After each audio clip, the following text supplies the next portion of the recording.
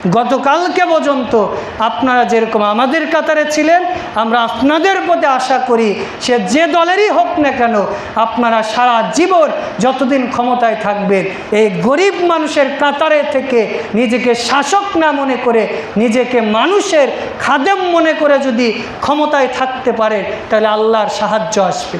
যদি নিজেকে শাসক মনে করেন, তাহলে একটা ফ্যাসিস্ট পালিয়েছে, এইটা থেকে যদি শিক্ষা না নেন, আমার আপনার কপালেও সেইটা হয়তো অপেক্ষা করছে। আলোতান্ত্রিক পদ্ধতি আমরা আগেও বলেছি, এখনও বলেছি, এইটা আমরা সাপোর্ট করি না।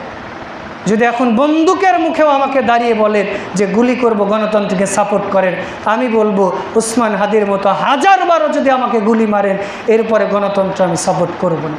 তবে শেষে এসে আপনাদের প্রতি একটা নাসিহা, যে ক্ষমতা যাকেই দিয়েছেন আপনাদের প্রতি নাসিহা, যে আল্লাহ রাব্বুল আলামিন এই ক্ষমতা আপনাকে চিরস্থায়ী দেয় না।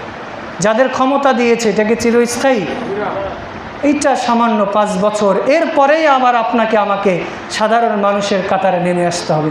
গতকালকে পর্যন্ত আপনারা যেরকম আমাদের কাতারে ছিলেন, আমরা আপনাদের প্রতি আশা করি সে যে দলেরই হোক না কেন, আপনারা সারা জীবন যতদিন ক্ষমতায় থাকবেন এই গরিব মানুষের কাতারে থেকে নিজেকে শাসক না মনে করে, নিজেকে মানুষের খাদেম মনে করে যদি ক্ষমতায় থাকতে পারে, তাহলে আল্লাহর সাহায্য আসবে। যদি নিজেকে শাসক মনে করেন, তাহলে একটা ফ্যাসিস্ট পালিয়েছে, এইটা থেকে যদি শিক্ষা না নেন, আমার আপনার কপালেও সেইটা হয়তো অপেক্ষা করছে। আল্লাহ রাব্বুল আলামিন সূরা ইমরান 3 নম্বর সূরার 26 নম্বর আয়াতে বলছেন, আল্লাহুম্মা মালিকুল মুলক, আল্লাহ সব কিছুর মালিক, তুতিল মুলকা মান তাশা, আল্লাহ যাকে ইচ্ছা তাকে ক্ষমতা দেন, আল্লাহ যাকে ইচ্ছা তাকে সম্মান দেন, ইজ্জত দেন, যাকে ইচ্ছা তার কাছ থেকে ক্ষমতা ছিনিয়ে নেন, আল্লাহ যাকে ইচ্ছা তার কাছ থেকে সম্মান ছিনিয়ে নেন।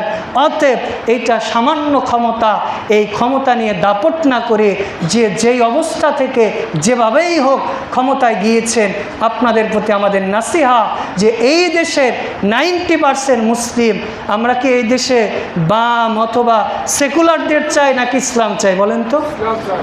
আমরা কি তাদেরকে যারা ভোট দিয়েছেন বা দিয়েছি, আমরা কি এই দেশে LGBTQ অথবা পশ্চিমা অথবা আধিপত্যবাদদের আধিপত্যর জন্য ভোট দিয়েছি, নাকি কোরআন সুন্নাহ অনুযায়ী দেশ চালানোর জন্য বলেন তো? কি বলতে ভয় পাচ্ছেন?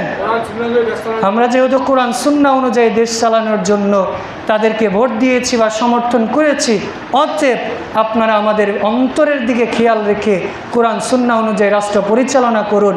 আল্লাহ সেই তৌফিক দান করুন, আমিন। আল্লাহ রমাদান মাস, বিশেষ করে যারা শাসক আসবে, অন্তত রমাদান মাসকে ভয় করে আপনার ভয়ে কোরআন সুন্নাহ অনুযায়ী যাতে রাষ্ট্র পরিচালনা করতে পারে, সেই তৌফিক দান করুন, আমিন।